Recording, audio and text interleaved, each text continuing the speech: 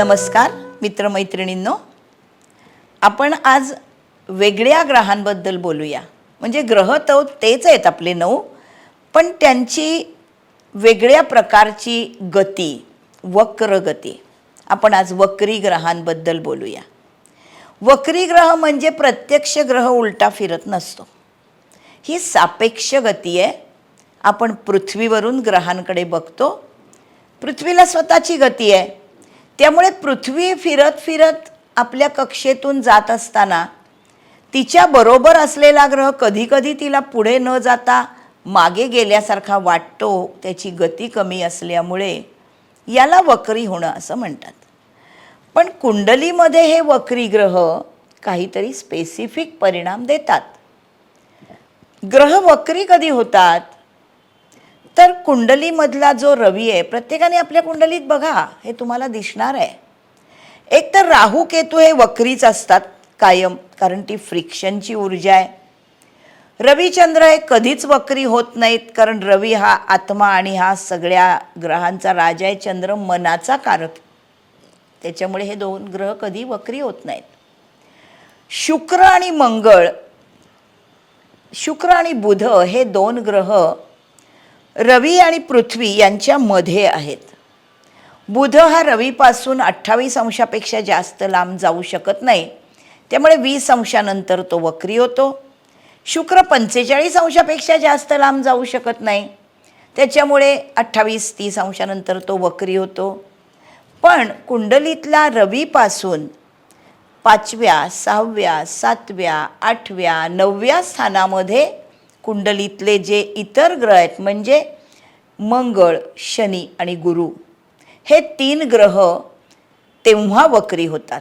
रवीपासून 5, 6, 7, 8, 9व्या स्थानात आले की ते वक्री होतात.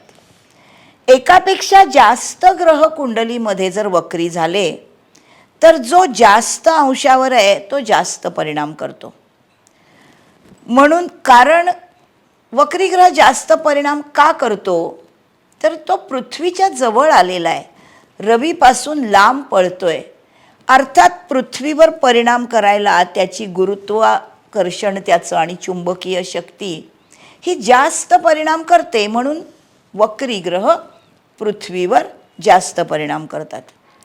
उच्चीचा ग्रह वक्री झाला, कुंडलीमध्ये एखादा ग्रह उच्चीचा आहे, म्हणजे मकरेत मंगळ आहे, किंवा मेषेमध्ये रवी आहे, किंवा कन्येमध्ये बुध आहे, किंवा कर्केमध्ये गुरु आहे, असे तुळेमध्ये शनी, हे जे उच्चीचे ग्रह आहेत, हे जर कुंडलीत वक्री झाले, होऊ शकतात ना वक्री, कारण वक्री असणं ही सापेक्ष गती आहे. हे जर कुंडलीत वक्री झाले तर वक्री ग्रहांना अतिपरिचयात अवज्ञा झाल्यासारखं होतं, त्यामुळे हे साधा परिणाम देतात. या उलट कुंडलीमध्ये जर ग्रह नीचीचा आहे, म्हणजे कर्क राशीत मंगळ आहे, तूळ राशीत रवी आहे, मेष राशीत शनी आहे, मीन राशीमध्ये बुध आहे, कन्या राशीमध्ये शुक्र आहे, तर हे ग्रह नीचीचे असतात. आणि हे नीचीचे असताना वक्री झाले तर ते उत्तम परिणाम देतात, शुभग्रहाचा उच्चीसारखा. पण ग्रह केंद्रामध्ये वक्री होणं फारसं चांगलं नाही. पण त्यातसुद्धा पापग्रह केंद्रात वक्री झाले तर चांगले आहेत. दशमात शनी वक्री झाला तर तो दशमाचा कारक आहे, आणि कर्मस्थानामध्ये कर्माचा कारक शनी वक्री झाला तर त्याचा लिमिटेशन्स हा स्वभाव राहत नाही. स्काय इज द लिमिट अशी त्याच्या कर्माची फळं मिळतात.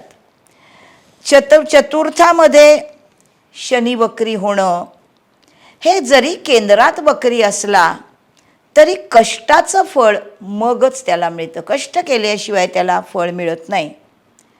दशमामध्ये गुरु वक्री होणं हे चांगलं नाही आहे फारसं, हे केंद्रस्थान आहे, आणि गुरु हा नैसर्गिक शुभग्रह आहे. नैसर्गिक शुभग्रह वक्री हे त्रिकोणात चांगले. दशमामध्ये जर गुरु वक्री असेल तर त्याला भयंकर गर्व, अहमपणा असतो. पण केंद्रामध्ये पापग्रह नीचीचे वक्री झाले तर ते शुभ होतात. नीच वर्गोत्तम हे ग्रह पण शुभ फळ देतात. D1मध्ये त्रिक स्थानाचा स्वामी म्हणजे लग्नकुंडलीमध्ये 6, 8, 12 या स्थानांचा स्वामी किंवा भावेश हा 3, 6, 11च्या बरोबर असेल आणि नीचीचा असेल तर त्याचा नीचभंग होत नाही. नीचभंग होण्यासाठी जो ग्रह नीचीचा झालाय त्याचा डिस्पॉझिटर केंद्रात, त्रिकोणात, स्वतःच्या राशीत उच्चीचा असा असेल तर याचा नीचभंग होतो. योगकारक ग्रह वक्री झाला तर उत्तम परिणाम देतो. जर मारक ग्रह वक्री झाला तर मारक परिणाम वाढतात, म्हणजे चांगले परिणाम देत नाही. त्रिकोणातले वक्री ग्रह हे त्रिक स्थानाचे भावेश असतील. त्रिकोणातले वक्री ग्रह हे त्रिक स्थानाचे भावेश असतील कुंडली बघा तर उत्तम फळ देतात. आणि वक्री ग्रहाचे परिणाम कसे मिळतात तर वक्री होणारा ग्रह, समजा एखादा ग्रह हा भाग्यामध्ये वक्री झालाय तर तो दशमातून मागे आलाय.